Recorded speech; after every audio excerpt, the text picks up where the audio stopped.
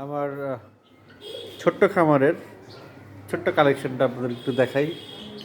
এই যে সিল্কি মুরগি, এই সিল্কি মুরগি দুটো কিনছি আমি একেবারে কয়দিনের বাচ্চা, খুব ছোটো অবস্থায় কিনছিলাম।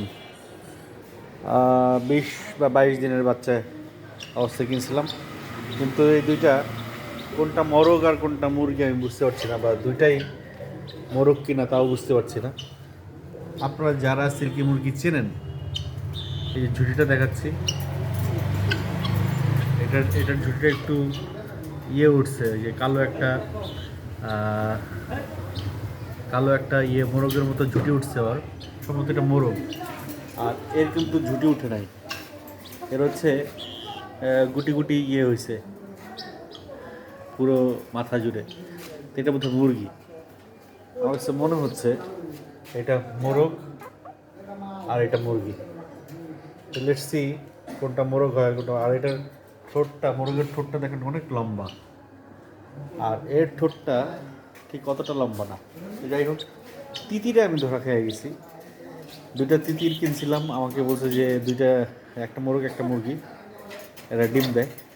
কিন্তু মিথ্যা কথা বলে আমার কাছে বিক্রি করছে, অলমোস্ট প্রতারণা বলা যেতে পারে। যাই হোক, চেষ্টা করব আবার দুইটা বাচ্চা কিনে বড় করে পালার জন্যে। আমি বড় অবস্থায় কম কম কিনি মুরগি, ছোট অবস্থায় কিনি। যেমন এই দুইটা একেবারে 30 দিনের বাচ্চা কিনছিলাম, এখন দেখেন কত বড়। এটা তো ডিম পাড়ছে, আর মোরগটা মাশাল্লাহ কত বড়। এই খাঁচার এই পর্যন্ত চলে আসে ওর মাথা। দেখি মাথা উঁচা করো, হ্যাঁ দেখেন, তার মাথাটা উঁচা করলে এই পর্যন্ত চলে আসে খাতার মাথাটা। এই রেগুলার ডিম পাড়তেছে মাশাল্লাহ।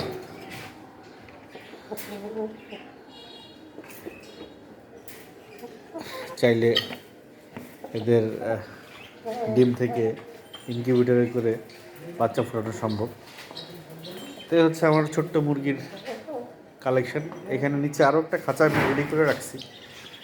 এই খাঁচা আরও কিছু লেয়ার মুরগি পালার প্ল্যান আছে, বা দেশি মুরগি তোলার প্ল্যান আছে।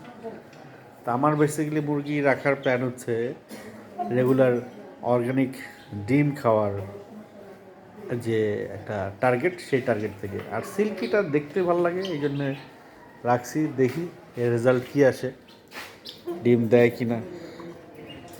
মনে হচ্ছে এদের সবচেয়ে মজার বিষয় হচ্ছে এই মুরগিটার কোনো রোগ বালাই নেই, যেমনে রাখছি অমনি আছে, কোনো রোগ বালাই নেই এদের। এই জিনিসটা খুব ভালো লাগছে আমার।